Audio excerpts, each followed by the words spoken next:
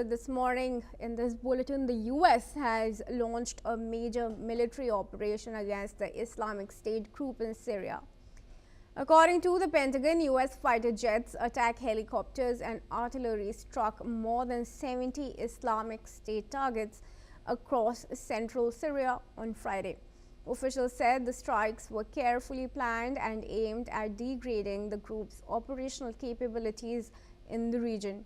Admiral Brad Cooper said the US would continue to relentlessly pursue terrorists who seek to harm Americans and US partners. President Donald Trump described the strikes as very serious retaliation following a recent Islamic State attack that killed 3 Americans. The Pentagon emphasized that the operation was defensive in nature and intended to prevent future attacks as US forces remain on high alert across the region. And I request Professor Rohan Gunratna, who is an international affairs expert, to join us in this discussion. Thank you, Professor Gunratna, for joining us this morning in India and for taking time out to speak to us once again.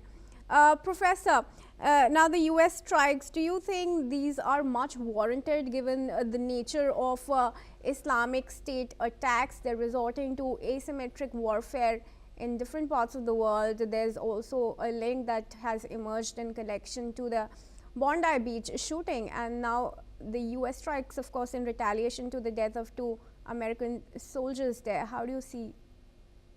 Priti, what we have seen is that the heart of ISIS, that is where ISIS emerged and ISIS grew and ISIS provided the training, ISIS provided the inspiration, was in Syria and Iraq. And according to the recent UN counter-terrorism estimate, there are 7,000 ISIS or Islamic State fighters still operating in Iraq and in Syria. And it was so important that the United States conducted Operation Hawk strike for this very reason. That is, there has been an attempt of revival. That is, after going to remission since 2019, when ISIS leadership was eliminated, ISIS again has resurged. And this is a global phenomenon. The resurgence is not only in Iraq and Syria, but globally, as you mentioned, the attack in Bondi is an ISIS-inspired attack. All right. Do you think this is going to have some counter effect also, the US strikes? Because still the heart of ISIS is in Iraq and Syria.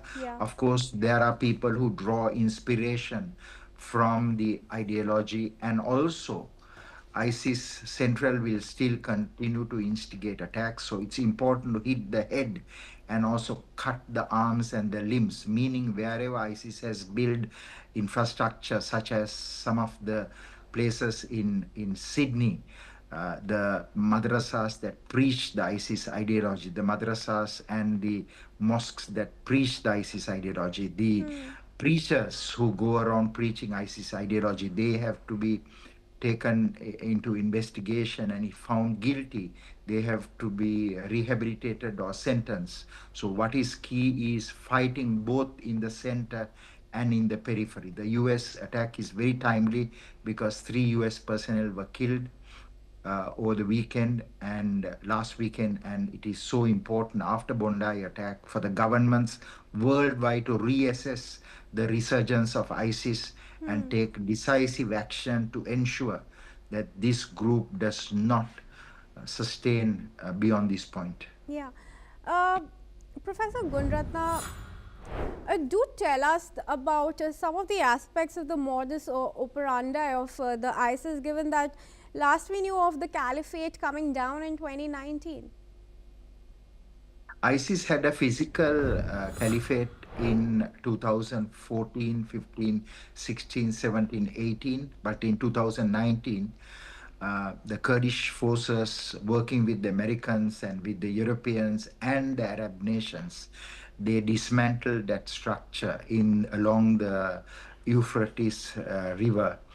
But ISIS has regrouped, revived, and recuperated both in its heart of Syria and Iraq and also it has built network cells and individuals who are driven by ISIS. For example, the two Bondi attackers, the father and son, Navid and Sajid Akram, they were inspired by ISIS cleric who was operating in Sydney for a very long time. So action should be taken not only against the ISIS formal structures, the physical structures that were bombed by the Americans just a few hours ago, 70 targets, but also in the periphery, that is in the urban centers and elsewhere in the world. Wherever they exist, they should be hunted down. Sure. Well, thank you very much, Professor, for joining us in this discussion. And with that, viewers, we're now going to move